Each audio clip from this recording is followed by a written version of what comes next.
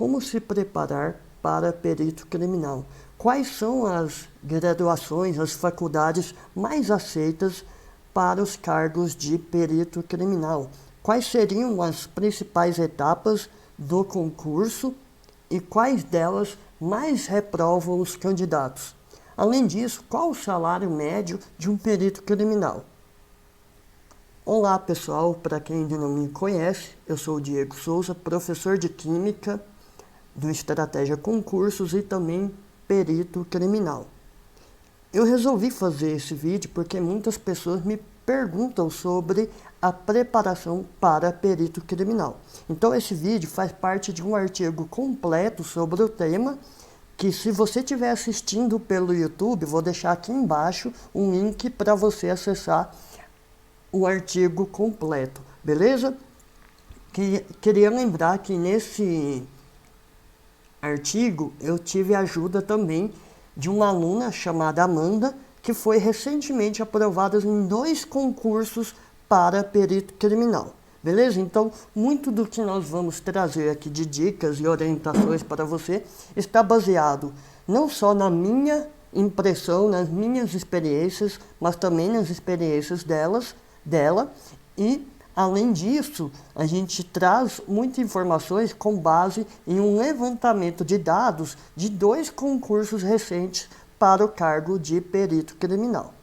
A primeira pergunta que talvez você faça é: quais as formações aceitas para o exercício do cargo de perito criminal? De início, você precisa saber que o cargo de perito criminal ele é de nível superior. Por isso, você precisará de nível superior para o exercício desse cargo, tá? Agora, em relação às formações aceitas, isso vai depender muito de cada estado, tá? Há variações, mas existe um grupo de formações na área de exatas e biológicas que são mais amplamente aceitas, tudo bem? Mas as formações permitidas serão diferentes, podem ser diferentes em cada estado. Por isso é sempre bom olhar o último edital para o estado para o qual você quer concorrer. Mas para responder essa pergunta de maneira mais embasada, eu trago aqui um levantamento realizado pelo pessoal do QAP Concurseiros, onde foi analisado 27 editais de concursos para perito criminal e foi observado aí quais as graduações mais aceitas para esse cargo. Olha só, a gente percebe aqui que, em primeiro lugar, em 26 editais dos 27 totais, a formação mais aceita é a formação em Química. Em segundo lugar, temos aqui Engenharia Civil, empatado com Contabilidade e também com Farmácia. Na sequência, nós temos Biologia, aceita em 24 dos 27 editais. Temos aqui várias engenharias, tá, pessoal? Temos a parte de Ciência da Computação, também bastante aceito em cargos de perito. Temos Física, dentre outras formações. Então, perceba que, caso você ainda não tenha graduação e pretende aí concorrer para perito criminal, você vai ter uma série de formações que são amplamente aceitas e aí você pode escolher aquela pela qual você tem uma maior afinidade. E aí, pessoal, vale lembrar que a concorrência nesses concursos, ela pode ser global, geral, onde todas as formações concorrem fazendo a mesma prova. Em geral, é cobrado no conhecimento específico um pouco de cada área, tá? Então, todo mundo vai ter que estudar um pouco das diferentes áreas, mas há estados e também a Polícia Federal que separa essa concorrência por formação ou por área, tá? Existe estado que junta diferentes formações como farmácia, biologia e química em uma única área, uma área mais voltada para laboratórios. Podem juntar aí todas as formações na área de ciência de tecnologia da informação, tá? E temos estados onde a concorrência é geral, como eu havia dito. Já na parte básica dos conhecimentos da prova objetiva, em geral é cobrado português, raciocínio lógico, informática e os 4 direitos que são constitucional, direito administrativo, penal e processual penal. Beleza? Isso aí é o geral que é cobrado em concursos na área pericial. Ainda sobre as formações, existem particularidades, tá? Embora haja formações que são amplamente aceitas, além dessas, há estados que permitem outras formações específicas. Eu vou trazer aqui alguns exemplos para vocês verem como isso pode acontecer. Olha só, pessoal, no estado de São Paulo, além das formações amplamente aceitas, também é aceito fonoaudiologia, geografia, medicina veterinária, museologia, nutrição e até, pessoal, direito para perito criminal. Já na Paraíba, além das formações amplamente aceitas, também são aceitos geógrafos, fonoaudiólogos e psicólogos. Para o Paraná, a lista é ainda mais extensa, então, para quem vai concorrer ao Paraná, vale a pena conferir aí o último edital. E o último de Minas Gerais permitia nível superior em qualquer área de formação. Beleza? Então essas são algumas particularidades de alguns estados aí para perito criminal. Obviamente, um dos questionamentos mais feitos pelos candidatos é quanto ganha um perito criminal? Como o cargo de perito criminal está atrelado à Polícia Federal, às polícias civis e às polícias científicas, né? Ou seja, tanto a União quanto a governos estaduais e distritais, acaba que o salário vai variar de acordo com a unidade da federação. Mas, no geral, os salários variam entre 7 mil e 23 mil reais, seria aí a faixa dos salários iniciais para esse cargo, tá? O maior deles é para a Polícia Federal, mas nós temos diversos estados pagando aí acima dos 10 mil reais, que são salários bem interessantes. Então, olha só, pessoal, como havia dito, né, o maior salário aí é o da Polícia Federal, com quase 23 mil reais. Temos também o Acre pagando 14,5. Temos o Amapá e o Amazonas pagando acima de 16 mil reais. Temos o Distrito Federal pagando aí quase 17 mil. Temos também o Mato Grosso pagando quase 19 mil reais.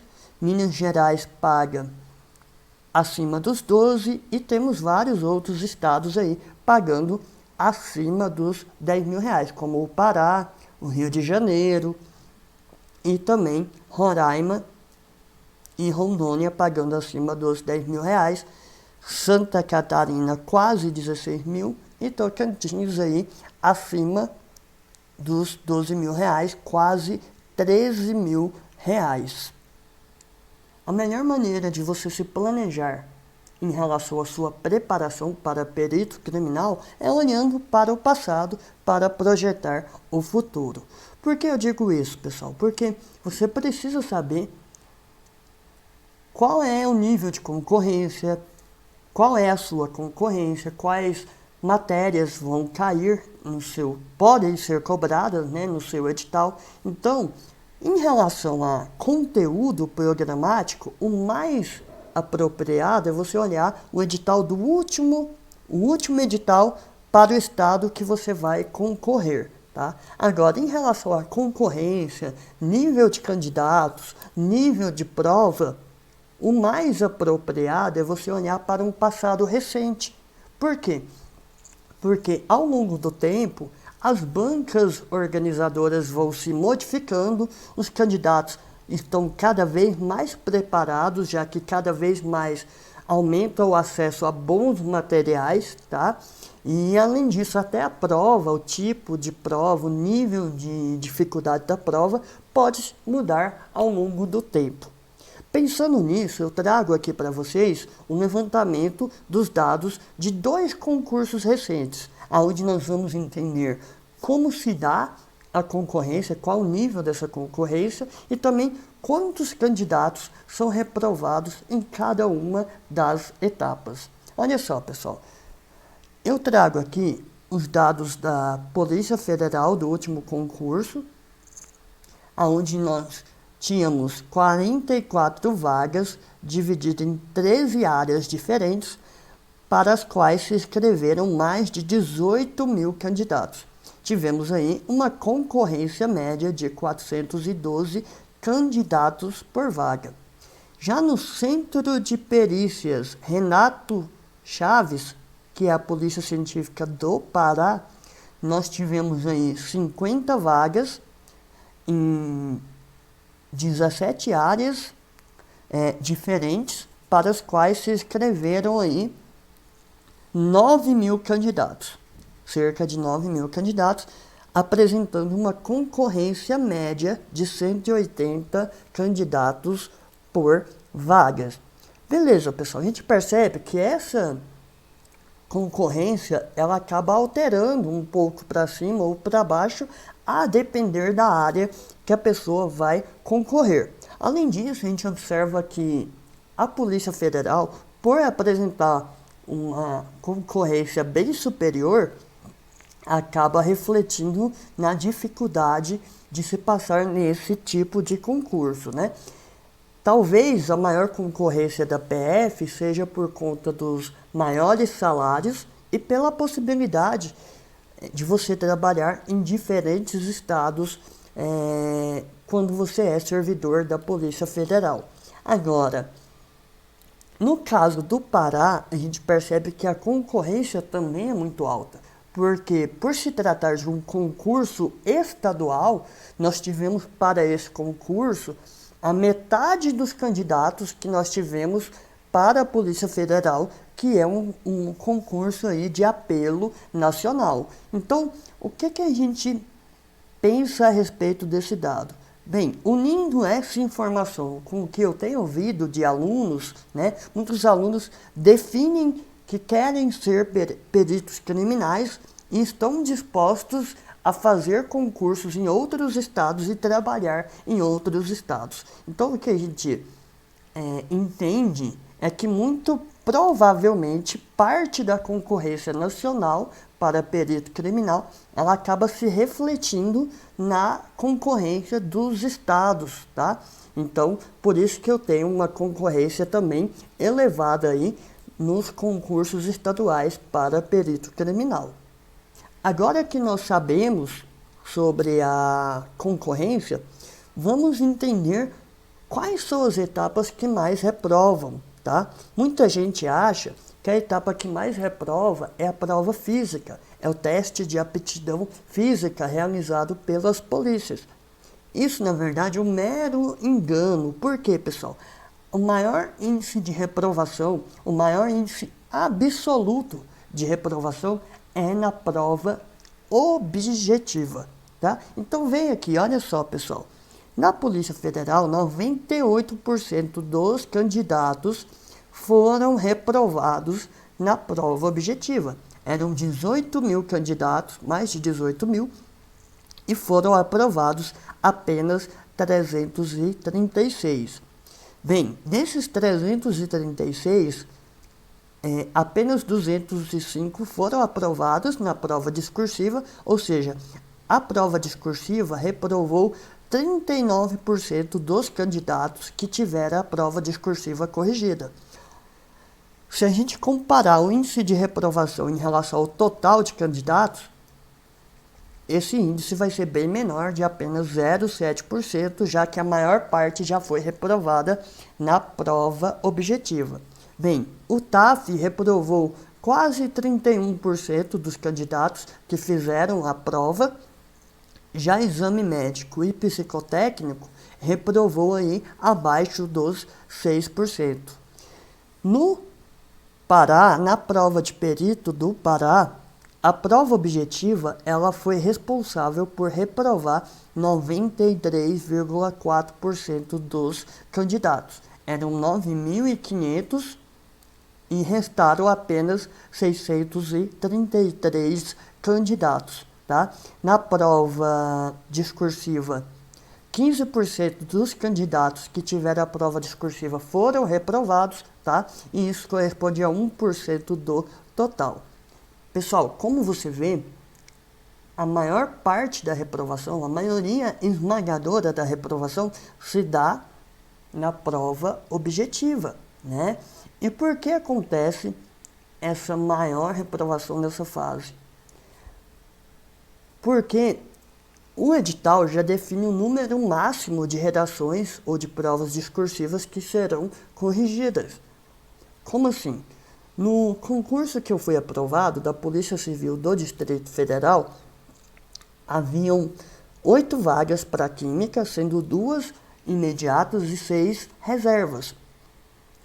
E aí, o edital definiu que seriam corrigidas 8 vezes o número de vagas para a prova discursiva. Sendo assim, como havia 8 vagas e seriam corrigidas 8 vezes esse valor, então seriam corrigidas 64 provas discursivas, respeitados os empates na última posição.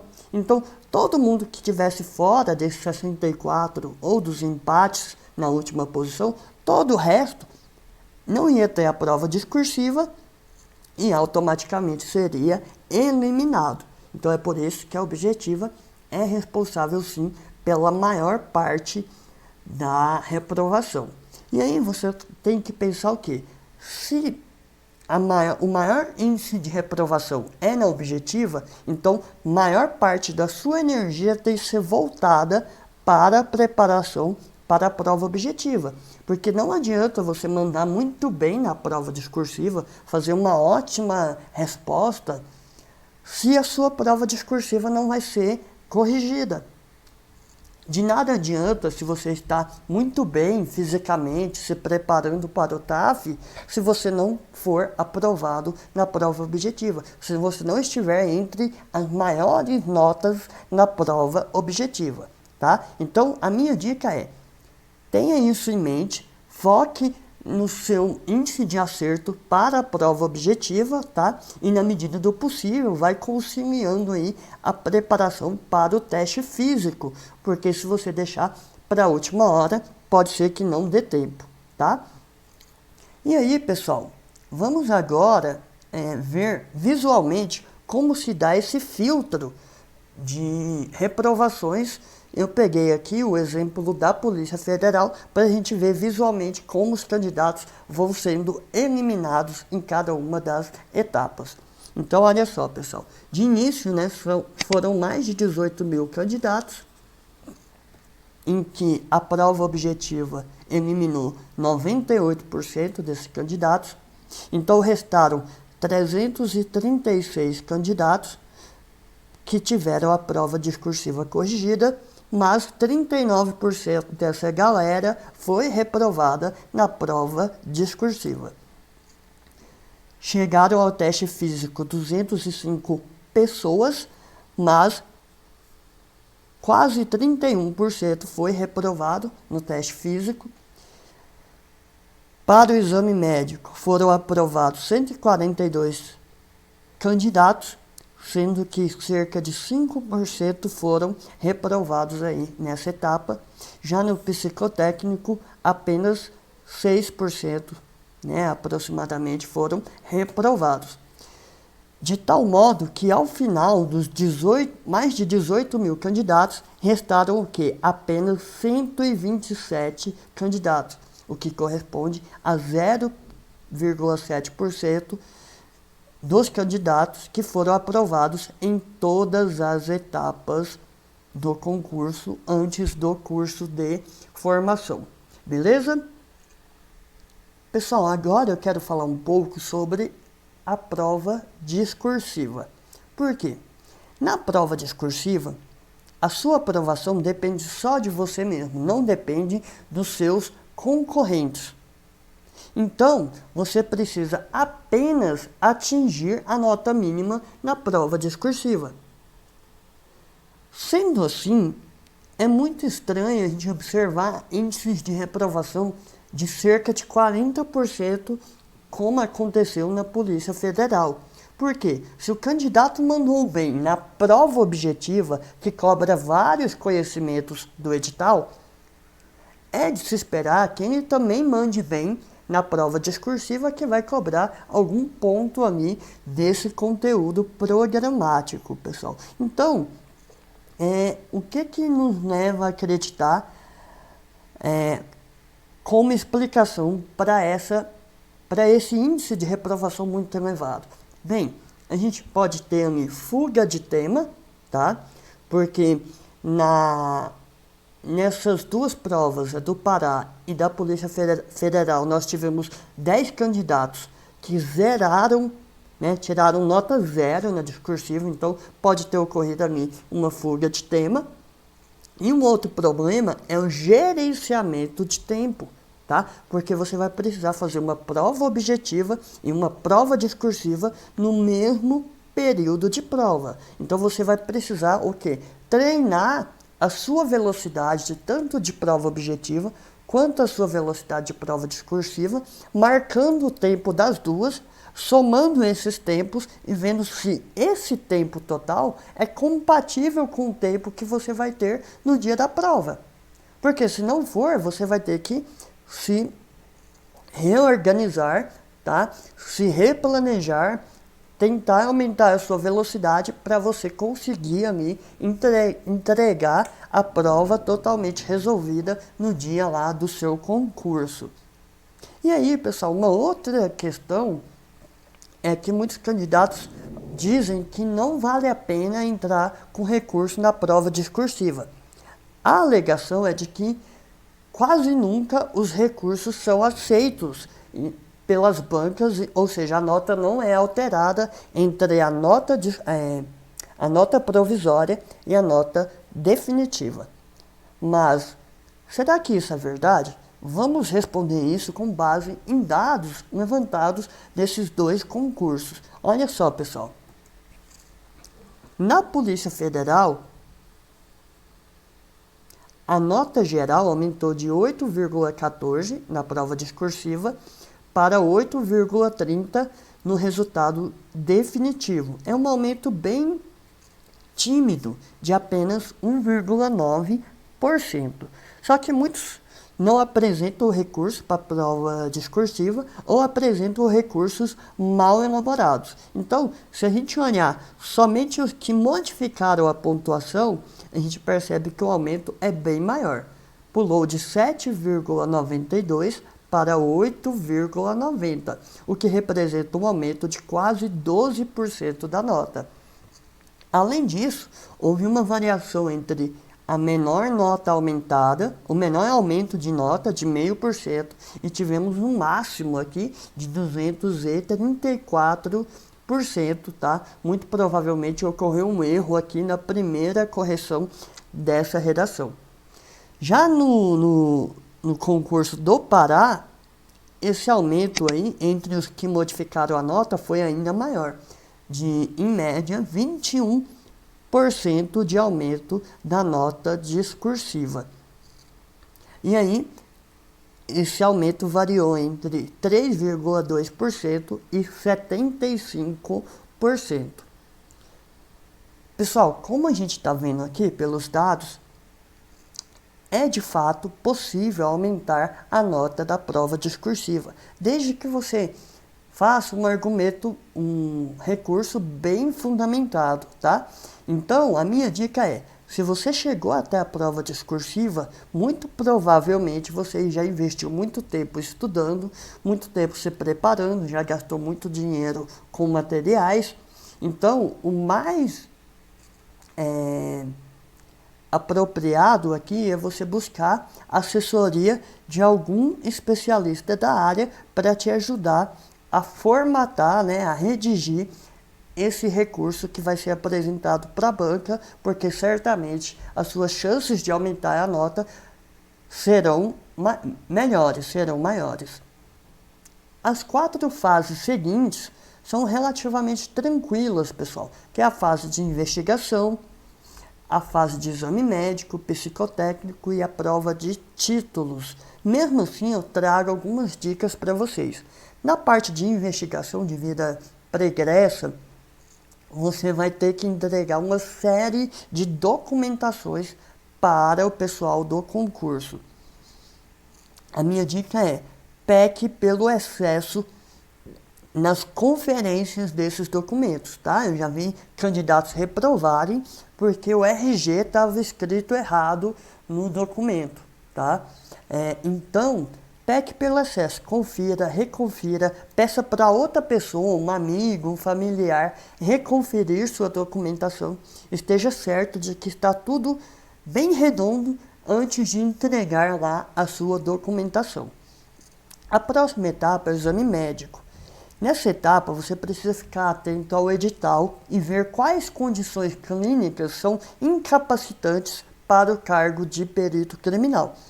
Em geral, os editais trazem uma lista bem extensa, tá? Então, se você tiver dúvida em relação a alguma condição sua, se está ou não abarcada naquele edital, a minha orientação é: procure um especialista da área, peça para ele uma análise da sua condição clínica e do edital naquele ponto específico, e caso ele julgue que você está apto para o cargo, peça que ele faça um relatório explicando a sua condição clínica e por que ela é compatível com o cargo.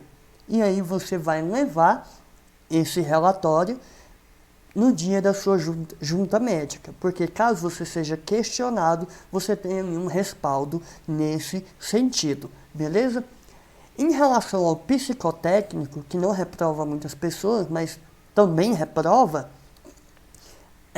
você precisa buscar várias informações de como os testes funcionam, como eles são aplicados, tá? Então a dica principal aqui é não deixe ser surpreendido no dia da prova. Não deixe para descobrir no dia da prova como é esses testes, porque aí você pode sim ser reprovado em alguns dos testes lá que são aplicados. Bem, em relação à prova de títulos, ela não é eliminatória, ela é apenas classificatória e, em geral, para concursos na área pericial, a nota do título é relativamente baixa, tá? Então, se você não tem ali uma especialização, ou um mestrado, um doutorado, você não precisa ficar com medo de fazer esse tipo de concurso, porque muitas vezes as pessoas que passam acabam não tendo título acadêmico. Obviamente que um título de especialista, de mestre, doutor, vai ajudar você a pontuar nessa fase, mas em geral eu não diria que isso é tão decisivo para a sua aprovação. E aí, pessoal, como dicas finais aí de preparação, de como eu me preparei, bem, eu acho que é óbvio pensar que você precisa estudar por ótimos materiais, que tenha o conteúdo teórico completo e que tenha bastantes exercícios, de preferência exercícios resolvidos, tá? Porque caso você erre, você pode vir na resolução do professor e ver qual o motivo, né, que você errou. Outra dica é que vocês não se limitem às questões do seu material. Então busquem sites de questões aí, resolver mais questões, tá? Isso aí faz parte do estudo ativo, a resolução de exercícios, onde você vai consolidando, né? Você vai aperfeiçoando o seu conhecimento nos conteúdos do edital. E por fim, pessoal, busque maneiras e ferramentas de revisão rápida, tá?